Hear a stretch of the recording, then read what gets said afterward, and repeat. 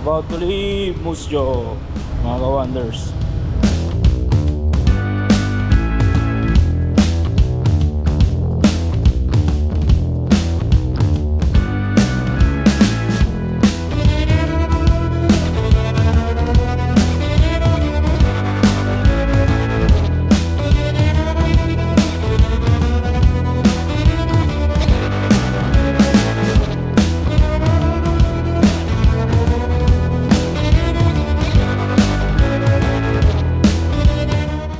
Mga ka-wonders, dito pa rin kami sa Musjo, ano, umikot-ikot kami. So right now nandito kami sa may Timmy's or Tim Hortons. Tapos papunta kami doon sa harapan ni Mac the Moose. So, ano siya, ano yan, Guinness Book of Records yan, pinakamalaking moose statue. So bumili lang kami dito ng aming maiinom. So lemonade na naman ako. Tapos punta kami doon sa harapan niya, doon kami magla-lunch, no, mayroon pa kami mga tinatirang baon pagkain galing from yesterday. So yun yung kakainin namin, wala nang init-init yan. Tapos diretso na kami sa Caronport, Saskatchewan. Pabalik kami ng Saskatoon pero via Caronport and ano yung isa? Chaplain, Saskatchewan. So guys, doon tayo, kita kids. Alright, so mga ka-wonders, just like what I said, no, dito kami manananghalian sa harapan ni Mac the Moose. So doon sa area doon banda, lalabas ako, papakita ko. Doon ang information center nila. Pagkatapos si Mac the Moose just right behind us, no? Ayun siya. Yan mga ka-wonders, yan si Mac the Moose. Yan si Mac the Moose. Laki niya, no? So ilang beses ko na yan na vlog. Kaso tuwing pupunta kami dito, tuwing pupunta kami, matadaan kami ng Musjo. Talagang dinadaanan ko siya. Yan si Mac the Moose. Laki niyan. Okay. Ayan sa harapan yan.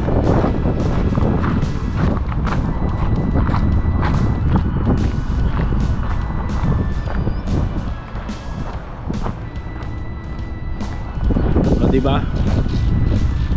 Guinness Book of Records yan. Guinness Book of Records yan si Mac the Moose. Pinakamalaki na moose sa buong mundo na statue, syempre. Right there nandun ang information center, mga tourist information na kailangan malaman. Doon yan malalaman. Of course, information nga eh. So yun, ito yung highway pabalik ng Saskatoon, papunta ng Regina man, other side. So dito kami magla-lunch.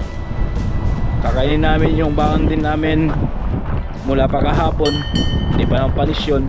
Pagkatapos didiretso na kami ng Caronport, then Chaplin, then back to Saskatoon na kami, no? So guys, kita-kits tayo. So let's eat.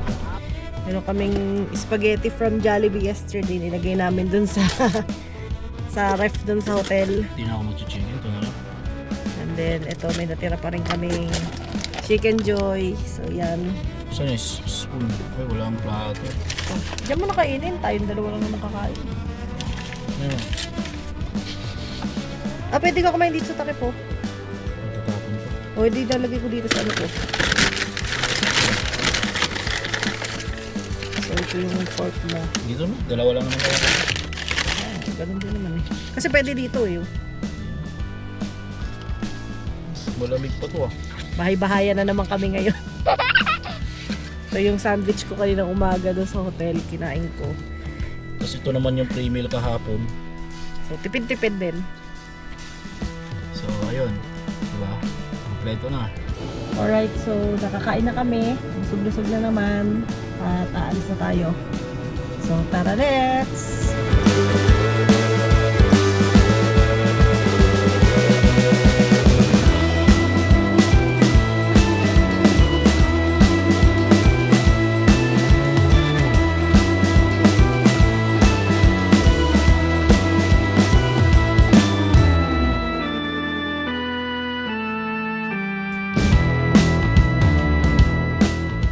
So So mga ka-wonders, mga ka-immigranting gala, ano. So nandito na kami ngayon sa Caron Port. So malapit lang siya, no? Caron Port, Saskatchewan. Small town siya at mga 20 minutes away lang from Moose Jaw. And then sabihin mo na lang from Regina, Turn mga right on Center Street, then turn right onto Birch Street. more than an hour, sabihin mo na lang ang travel time, no? So ano siya, ano din, peaceful na town. Maliit lang siya, maliit lang. Pero may mga schools naman. Dito, paikot-ikot kami ngayon. Titignan lang namin yung paligid ng... Tinitignan namin yung paligid. Head toward Ano 4th nila? Avenue. ng town nila. Turn right onto 4th Avenue. Mostly then turn right onto residential siya. So, Marami mga trailer house din. pero malapit lang naman. Kung siguro mag-grocery sila ganun, pupunta sila ng Moose Jaw, 20 minutes lang. 20 minutes away lang Turn naman, right onto malapit. Water Street, then turn right onto 3rd Avenue. Then kung gusto nila ng mas malalaking city, pupunta sila ng Regina or baka Saskatoon. Regina siguro mas malapit than Saskatoon. So, ayun, paikot-ikot kami ngayon dito at napakainit mga ka-wonders. Init. 35 degrees Celsius ulit ngayon. Mainit siya, mainit na, talagang tapos na ang winter. Ito talagang hindi na mag-snow to kasi ang init-init na. Nakakasunog na ng balat, no? Ang napansin ko lang dito, halos every kanto may basketball, may basketballan yung mga bata, mga bahay nila, which is good naman, no? Yung mga bata nagbabike, tanghaling tapat. 12:30 na ang tanghali ngayon. Di baka sila nag-lunch siguro sila sa bahay nila. Posible pabalik ng school. Kasi malapit lang ang mga bahay nila. Kayang i-bike. Ayun, di ba? Ano mo? May Kayang four-way stop pa dito. i-bike. So that's it, mga ka-wonders. Mukhang naikot na namin ang Caron Port in just 10 minutes, I guess. Yung residential area nila, ha. Then turn right So, onto 1st Avenue. Side trip na lang to. Turn right toward Valley View Boulevard, then turn left onto Side Valley trip View na lang Boulevard. namin to pauwi ng Saskatoon Head toward pabalik. Cedar Crescent. No, galing kami ng Regina In kahapon. 300 meters, Drop turn by right kami, onto Valley overnight View kami Drive. sa may Moose Jaw. Tapos dumaan kami dito sa other side, which is papunta na kami, nandito kami ngayon sa Caron Port. And then we're heading to Chaplin, Saskatchewan naman. Okay? So guys, see you out there.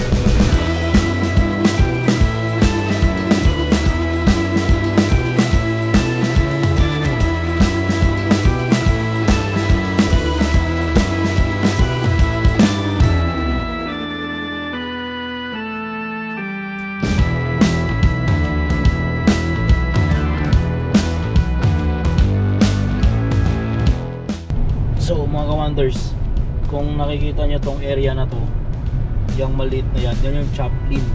Turn left onto 3rd Avenue. Chaplin, Saskatchewan. Maliit ang From Moose Jaw, ano lang siya, sabihin mo na lang na 3rd Avenue. less than an hour, di ba? Mula sa pinanggalingan namin na Caron Port, 30 minutes. So from Moose Jaw, isang oras, sabihin mo na lang. Small town din to dito sa Saskatchewan, ano. Tapos pagka diniretso mo doon sa bandang gawin ng padiretso niya, yun yung padiretso ng Swift Current, Saskatchewan, going to na yon, Alberta border, papuntang Waterton, madadaanan mo Medicine Hat, ganun, Alberta side na yon. Tapos since kami pabalik ng Saskatoon, babalik kami ng konti bahagya, tapos kakanan kami doon pabalik ng Central View.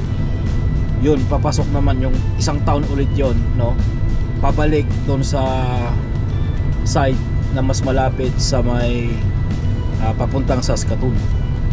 So medyo In magulo, 200 no? meters, turn left Guys, onto parang 7th Street. ghost town na. Itong town nila, Ano? hindi pa sementado yung mga kalsada. Kaya nga, Puro mga gravel lang, di pa Gravel nga. lang. Yung pinaka main road lang nila yung naka-asphalt. Naka-asfalto. Turn left onto 7th Street, then you Talagang arrive at your small town destination. lang talaga sila. Mas peaceful to. Small town talaga to. parang wala akong makitang ibang establishment dito kundi parang residential housing, tapos farm, of course. Parang nga Parang silang farm area to talaga. Oo, yung sa may right side. Parang mga nagsarang mga apartment na siguro yan. Diyan, tignan mo sa right. Dito, ewan ko anong tawag dyan. Parang wala na, close na eh. Hindi makita sa cam. Alright, so Parang may ano din ang asin sila dito. ano yan, fertilizer yata yan. Fertilizer.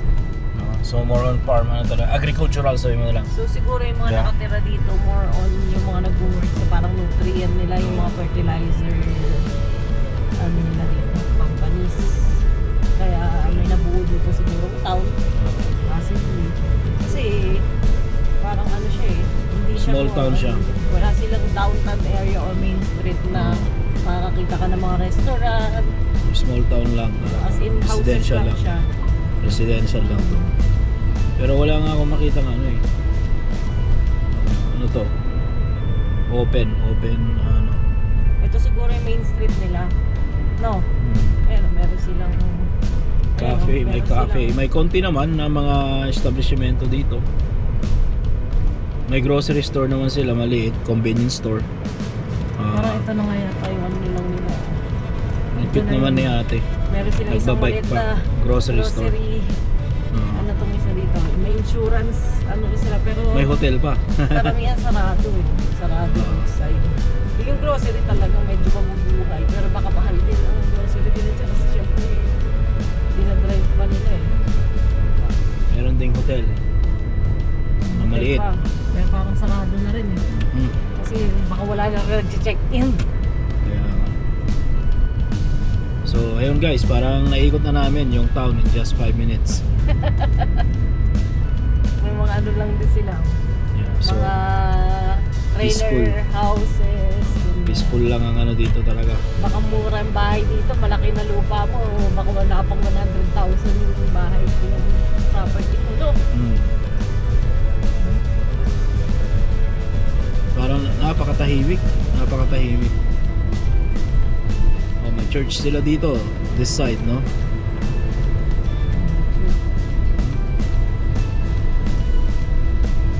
Tahimik na lugar dito. Ayan guys, ito yung Chaplin dito sa Saskatchewan. Small town siya. Baka may Pilipino rin kaya dito. Mayroon yan for sure. Kahit saan tayo nakakakita ng ating kababayan. Kahit sa small na town na pinupunta namin doon. Mayroon. Saan man sulok ng mundo. Meron. Ayan, may tumatawag. Sige guys. So mga ka-imigranting gala, ano, mga ka-wonders. Naikot nga na natin tong Chaplin na to, ano. So ngayon, yun, may school din pala sila sa dulo. Ngayon palabas na kami dito, babalik kami sa Highway 1. Highway 1 yata. Pabalik. Tapos punta kami ng Central Butte, another small town, which is doon na kami lalabas going back to Saskatoon, no? So guys, yun naman ngayon ang ating bisitahin, Central Butte.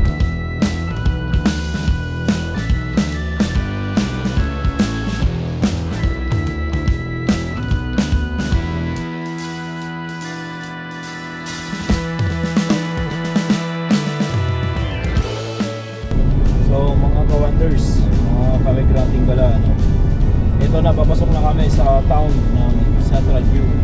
So parang mas maliit pa to kaysa doon sa isa. Parang isang ikot lang din. So marami talagang nakapaligid dito sa amin ng mga small towns like ito, Central Butte.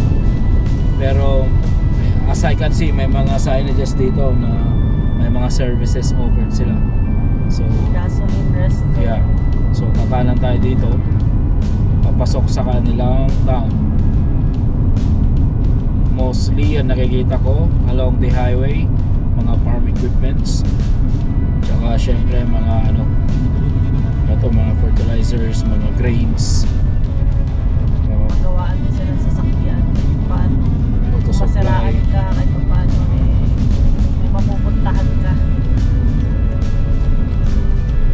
Yung nga, tama nga ako, yun no, fertilizers. Diba? Small town din sila dito. Hindi ka pupunta dyan ha? Central View. Hindi ka. Wrong way ka. Pwede may lusot dun sa kabila. Wala ka. Fertilizer ano to eh? Ayan. Head Ano ka southeast. truck, magkakarga ka ng fertilizer? 300 meters. Mali. turn left Ayan no, onto First fertilizer ano yan, no? Diyan nagkakarga yung mga trailer yata natin eh. No. Trailer mo? Nabili mo? Hindi, trailer ng company kung saan tayo nagtatrabaho. Ayan na pala to. Tapos ano na yan, no? Weighing skill na yan. Wrong way. So mga ka-wonders. Ay, Mali. may lusot. Ayun o. Oo naman eh. Ayun, Pwede ka yun na lang. pumasok sa bahay nila. Okay. Turn left Alam onto mo, First ah. Diyan may Avenue. papasok Then yung turn mga left onto super First view. Avenue. Exit. So, Dito na nakatira yung mostly, mga nila. yan, residential areas. Turn right Ang onto nakikita Eighth mo Street. dito, mga agricultural stores or warehouse, kung ano man ang tawag nila dyan. Agad tayo Marami sa dito. nila. Sa main street na nila. Oh. Leather works. Ayos ah. May Meron mga pang restaurant, barbershop. grocery, Pero parang mas ano to, may pharmacy rin Ah. sila. may mga establishment dito kahit papano kaysa dun sa isang small farm kanina. Siguro kasi mga ano to maliliit eh, pa masyado dati. ng gitna eh. Ay masyado ng malayo-layo kahit kahit papano. Kailangan meron din silang ma-access kahit papano lugar. Especially yung mga yung grocery, pharmacy, Meron din sila. may church din sila dito. May church na maliit. For sale yung church. Oh, for sale. Head toward Princess Benta. Drive, then turn left onto Princess Drive. Turn left onto Princess Drive, then turn left onto 4th Avenue. Magkano kayo mga bahay dito? Yung kaninang for sale dun sa... Oh, may for sale din. Maraming for sale, mga umaalis na yung mga tao rin siguro. Kasi ang layo din naman kasi, di ba? Kung bibili ka ng property dito, more or less eh, ano lang mga siguro less than $100,000 na yung mga presyo. So, naiikot na natin yata ang buong town nila. Kaya kung So, bibili ka dito ng ano, most likely parang ano to eh, yung Asquith or Asquith. Asquith, Oo. Parang ganitong area din yun. Same size when it comes to land area, ano. Yung kanilang residential area. Almost the same makinugurari yung size. ano ba to? Retirement home? I O don't bahay know. niya? Ito may school dito, school zone yan. Oh. So malamang ano to? Itong school nila na to Oh, eh. maganda rin ang school nila, mukhang bago. Kaya Central View. High school kaya to or elementary. Baka ano na yan, elementary to high school na. Oh. Tapos ang automatic yung valedictorian sa valedictorian ka na agad. Kasi konti lang. Kasi 3 estudyante lang kayo. Okay, so dahil pang mga ano dito, mga available na lupa na pwedeng tayuan. Ang dami oh. Ilan lang yung ano, nagkwento nyo, nagkwentuhan pa yung dalawa sa gitna ng kalsada Oo, kasi kasi- hindi busy. Hindi, at saka automatic yung sa litang neighborhood nyo. Kakilala mo yung masasalubong Oo. mo. Kilala mo. Peaceful din, isa rin to sa mga peaceful na town. So kasi pag sinabi nilang Saskatchewan, ang mga malalaking lugar dito sa Saskatchewan cities is syempre Saskatoon and Regina, capital Regina, pero mas malaki ang Saskatoon. Parang ano din sa Alberta, Calgary and Edmonton, kumbaga yun, di ba? Tapos Mga RV home din sila. aside from doon, merong mga small towns like ito, Central Butte, Caron Port, Sila trailer houses. Joplin, yung mga napuntahan natin kanina, no? So dinadaanan na lang namin to, pinapakita namin. Galing kami ng Regina kahapon, pabalik ng Saskatoon, overnight kami sa Moose Jaw, tapos ngayon pabalik ng Saskatoon nga. Dinaanan na namin yung isang side kung saan pwedeng madaanan yung mga iba-ibang town like yung Caron Port, Joplin, tsaka tong Central Butte. Tapos may dalawa pang small towns na madadaanan natin before natin ma-reach ang City of Saskatoon. So ayun mga ka-wonders, no, almost naikot na natin itong Central Butte, no, in 5 minutes. Parang ito may school, parang yung kanina. Yung wala, yung kanina, yung sa Chaplin, parang kaya wala. sila nag-aaway? Ay hindi, Chaplin parang meron ako meron din nakita. yata. Meron yan, every community meron yata. Kahit na elementary, high school, Oo, magkasama na. Meron. Yun ang kagandahan dito sa Canada, no? Sa isang community mayroon at least mga schools, ganyan. Mainit talaga mga ka-wonders, parang nasa Pilipinas din tayo. Yung dalawa nung nadaanan namin, nakaikot na kami, nandun pa rin, nagchichismisan sa gitna ng kalsada kasi nga hindi busy dito sa town na to, di ba? Ang laki ng school nila, pero ilang kaya yung estudyante doon? Hindi natin alam. Marami na yung 10 sa isang klase. Yung iba naman ng mga small na mga school sa magkasama na yung grade 1, grade 2, magkasama na sa isang klase. Oh, wishes and wonder. yung yung kanilang daycare. Parang tinitignan kami ng mga tao dito, sino tong bagong salta.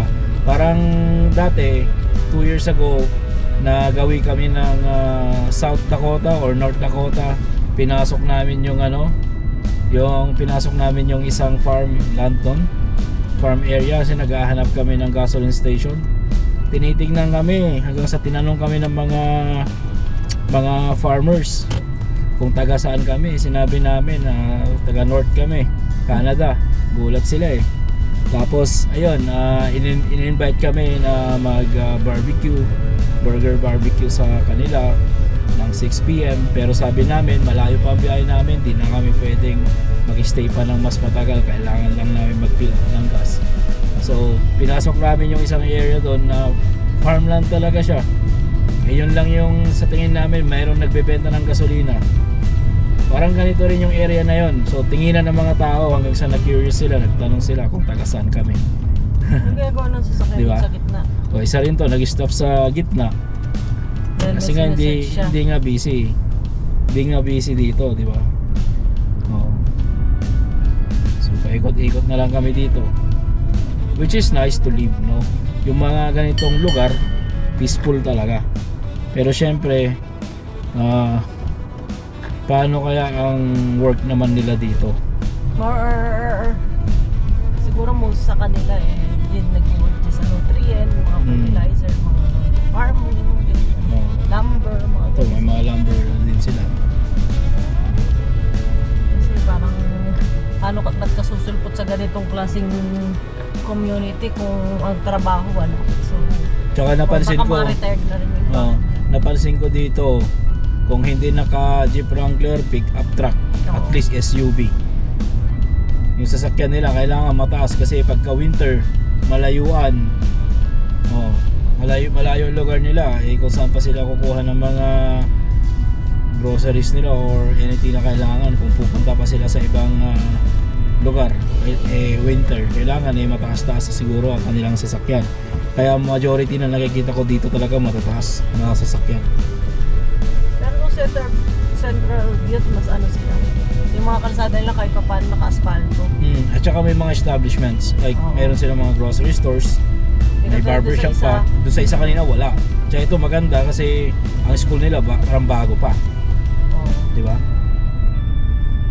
Nakakatawa lang Yung mga bata naglalaro. Init na init sila, nakahubad. Wala silang mga damit. Kasi mainit Mainit ang panahon. Nag-i-enjoy itong mga batang to maglaro. May tree house pa dito. Ganda. Ganda, may tree house sila. Tree house nila enjoy nila. Enjoy ng mga bata yan. Laro-laro sila dyan.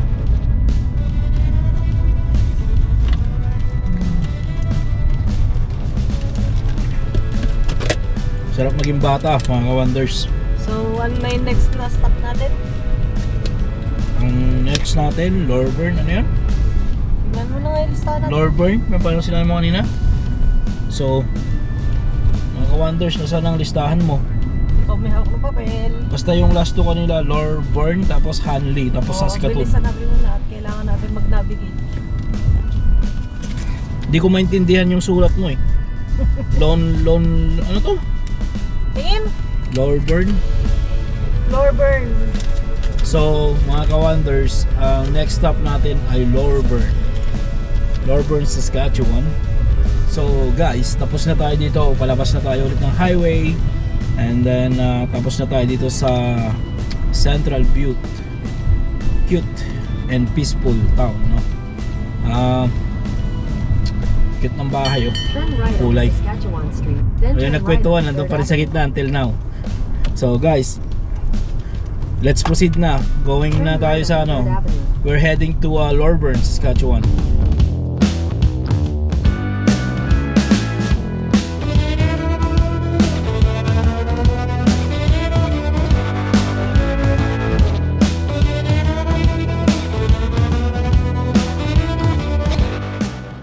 What's up mga ka-wonders?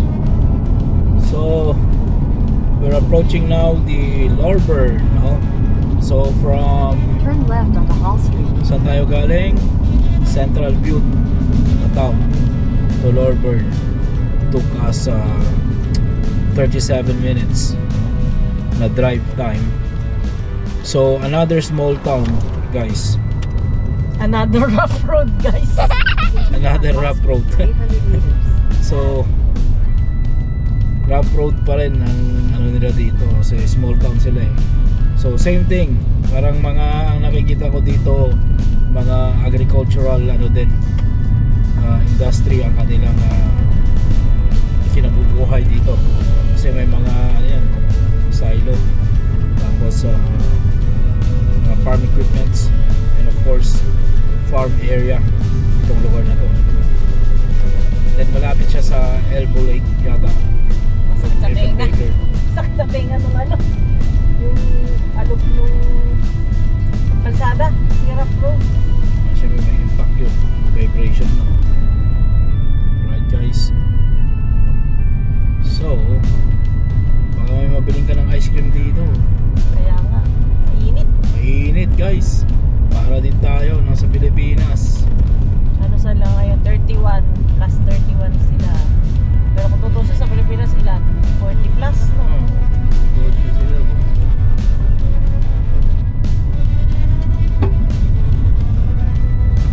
So guys, ito wala bang semento dito, tara rough road sila. Ito talagang very small town siguro. Small Malapit town. kasi sila sa ano eh, sa Lake. Elbow. Kahit pa paano Elbow kasi may life dun sa kabilang Ayun. town nila. May namamasyal na sa gitna. Eh, kala siguro nila walang bibihira. Siguro akala nila bibihira ang napapadaan dito. Mostly mga mga resident din dito. Talagang ano Tapos dito. dumayo si Ways to Wonder. O si Migranting Gala dahil gala ng gala. Alright. Off-road lang talaga sila. Talagang residential lang sila na area. Residential area. So ano tong nasa right natin? Baklasan. Baklasan. Pag sinabi namin baklasan dito, baklasan mga luma na total wreck or lumang mga sasakyan wherein pwede kang makabili ng subparts sa murang halaga.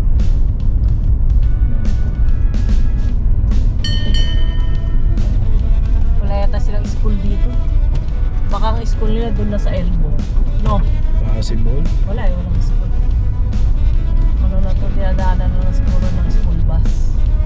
Tapos, hindi sila mag-school sa may area. Kakaunti lang guys ang nakikita ko dito resident na residential area lang din talaga. Tapos rough road pa sila.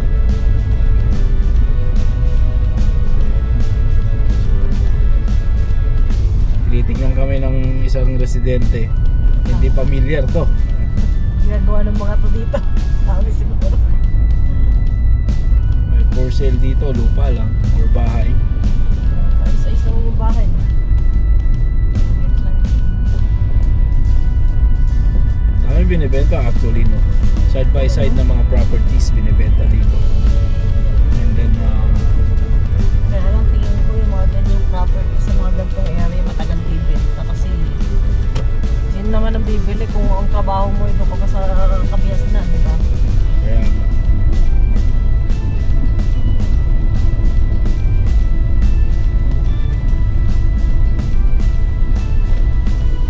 Ito siguro yung main street nila kasi kahit pa paano naka-asfalto.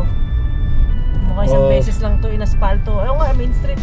main street nga to. So, partly cemented. Partly. O kasi partly rough road. Meron silang... Siguro may ice creaman dito. Siguro isang grocery, ano? Isang grocery, the rest sarado rin. May bangko din Post maliit. office. Post office. May library din sila. Ano to? Mayroon din silang hardware.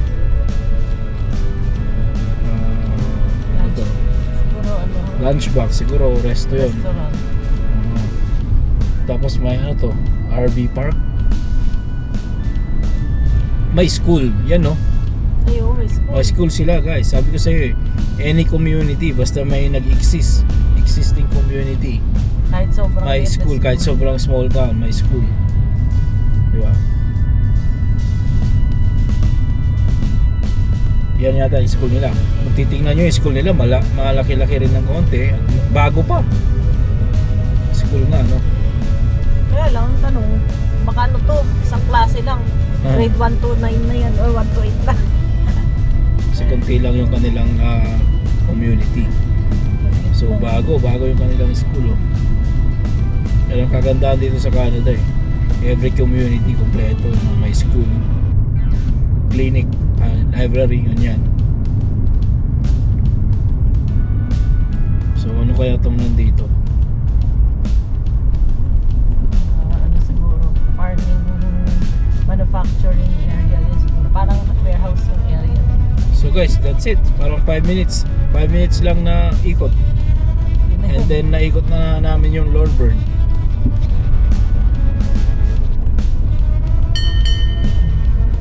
So next stop na tayo. So next stop na kami, Hanley. Hanley. And then after that, Saskatoon. Yeah.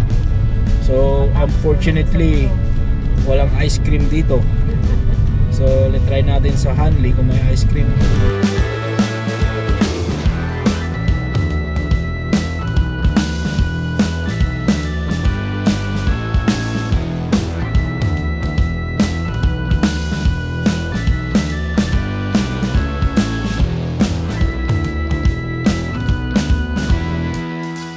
So update mga ka-wonder, hindi na pala kami matutuloy ng Hanley kasi based sa maps namin kanina, hindi namin kasi Google Earth, okay sanang puntahan sila. Kaya lang, nasa gitna pala ng farm town nila.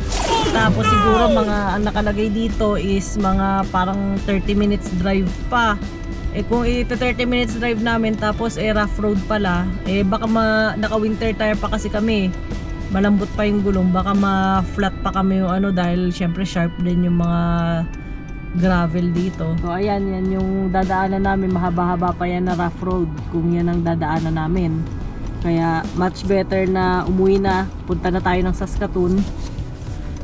So yan, uwi na lang tayo, punta tayo sa Saskatoon. Yan, inaabot-abot mo dyan. Yung tsokolate niya, naubos niya na yung stick po niya. So yeah, uwi na tayo. Saskatoon na ang next stop natin, 1 hour drive. Kita-kits sa pag-uwi na. So mga ka-wonders, finally at 4:30 nakauwi kami ng bahay, no? So ang dami nating inikot. Kahapon, punta tayo ng Regina, tapos punta tayo ng Moose Jaw, doon tayo nag-overnight sa Temple Garden, and then pagbalik ng Saskatoon, dumaan tayo sa kabilang side, wherein nadalaw natin yung Caron Port, Chaplin, and Lorburn, Saskatchewan. And then di tayo nakapunta ng Hanley, gawa ng mahabang rough road yun, tsaka naka-winter tire pa tayo, hindi pa tayo nakakapagpalit. So yun, dumiretso na kami, nag-decide kami, so we decided na umuwi na lang pabalik ng Saskatoon. So nandito na tayo ngayon guys. So 4:30, magpa-5, usually ganitong oras, ganun kami sa supper or nagdi-dinner. yun pa rin, yung tira na baon namin, yun ay magiging dinner namin. So, and then, konting linis, mamaya, larga na ulit. Right? So, mga ka-wonders, mga ka-immigranting gala, kung ang tip nyo ay mga senaryo ng mga kalsada, mga kahit ano, mga scenic view ng US at Canada, or particularly Canada, eh, ways to wonder tayo. Pero kung ang trip nyo ay mga daily life events, nandyan si Immigranting Gala. So, paki-like and subscribe naman. Thank you.